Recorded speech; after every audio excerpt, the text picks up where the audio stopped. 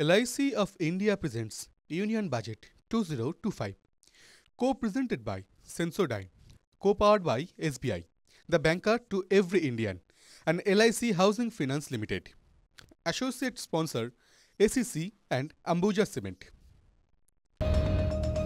মধ্যবিত্ত মানুষ ব্যবহার করেন, কেনেন, আর এমন কোন কোন সরঞ্জামের দাম কমলো শুনে নিন যারা এখনো দেখেননি বা শোনেননি। লিথিয়াম ব্যাটারির দাম কমছে, মোবাইল ফোনের দাম কমছে, ইভি গাড়ি অর্থাৎ ইলেকট্রনিক ভেহিকল দাম কমছে, এটাকে মধ্যবিত্তের নাগালের মধ্যে আনার চেষ্টা হচ্ছে। তার মানে এলসিডি এলইডি টিভির দাম কমছে, আজকাল ঘরে ঘরে এই জিনিসগুলো কেনার প্রবণতা, ঘোষণা অর্থমন্ত্রীর। Electronic goods in line with our Make in India policy and to rectify inverted duty structure, I propose to increase the BCD on interactive flat panel display from 10% to 20% and reduce the BCD to 5% on open cell and other components. In 23-24 budget, for the manufacture of open cells of LCD, LED TVs, I had reduced the BCD on parts of open cells from 5% to 2.5%. To further boost the manufacture of such open cells, the BCD on these parts will now stand exempted. Lithium-ion battery. To the list of exempted capital goods, I propose to add 35 additional capital goods for EV battery manufacturing and 28 additional capital goods for mobile phone battery manufacturing. This will boost domestic manufacture of lithium-ion batteries, both for mobile phones and for electric vehicles. আরও একটা অত্যন্ত গুরুত্বপূর্ণ ঘোষণা, cancer সহ 36টি জীবনদায়ী ওষুধে duty কমছে, শুল্ক কমছে, ঘোষণা নির্মলা সীতারামনের। এর ফলে ওই সব ওষুধের দাম কমতে চলেছে। To provide relief to patients, particularly those suffering from cancer, rare diseases, and other severe chronic diseases, I propose to add 36 life-saving drugs and medicines to the list of medicines fully exempted from basic custom duty.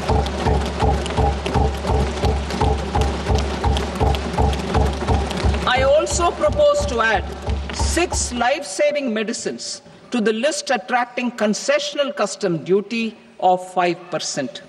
Full exemption and concessional duty will also respectively apply on the bulk drugs for manufacture of the above.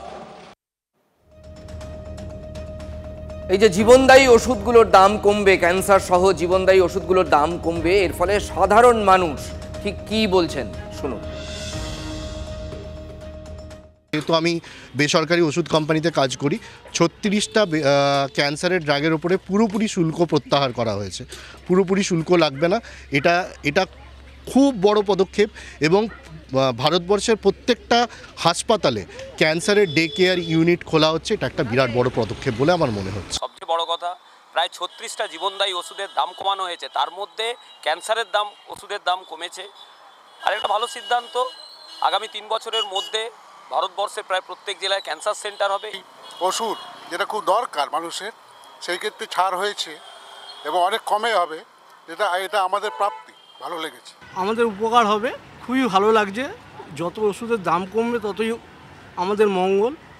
আমরা চাই শুধু cancer কেন, আরও sugar থেকে আরম্ভ করে যাবতীয় যত অ্যান্টিবায়োটিক ওষুধ আছে তার দাম কমুক। ক্যান্সার যে ট্রিটমেন্টস, তার যা ওষুধের দাম, তাতে সাধারণ মধ্যবিত্তের নাগালের বাইরে ছিল।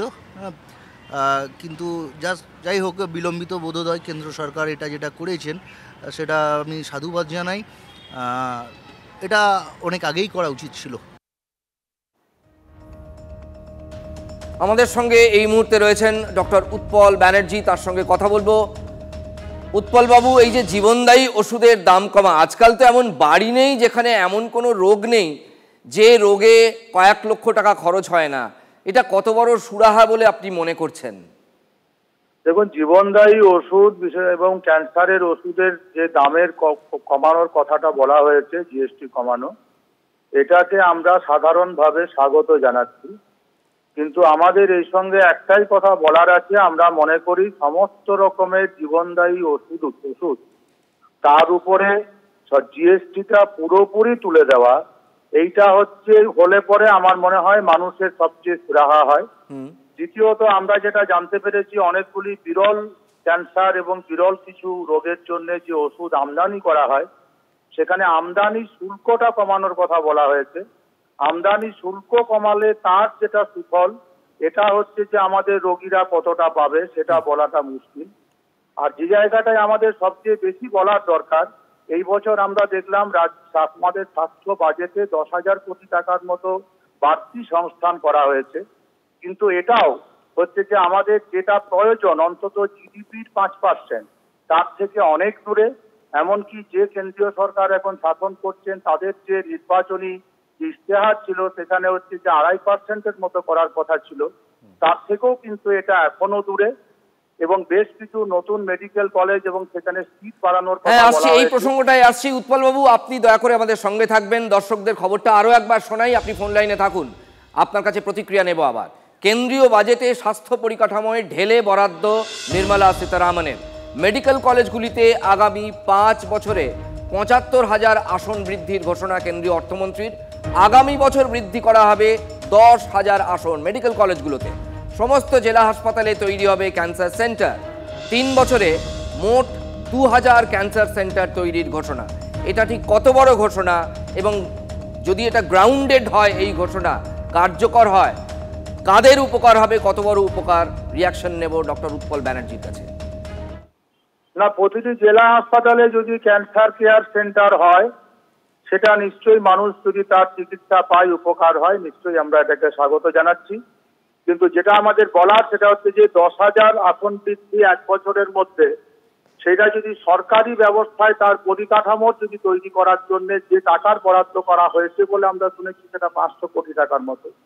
আমার মনে হয় যে 500 কোটি টাকায় 10,000 আসন বৃদ্ধির বরাদ্দ, এটা কিন্তু একেবারেই পরিকাঠামো তৈরির জন্য যথেষ্ট নয়।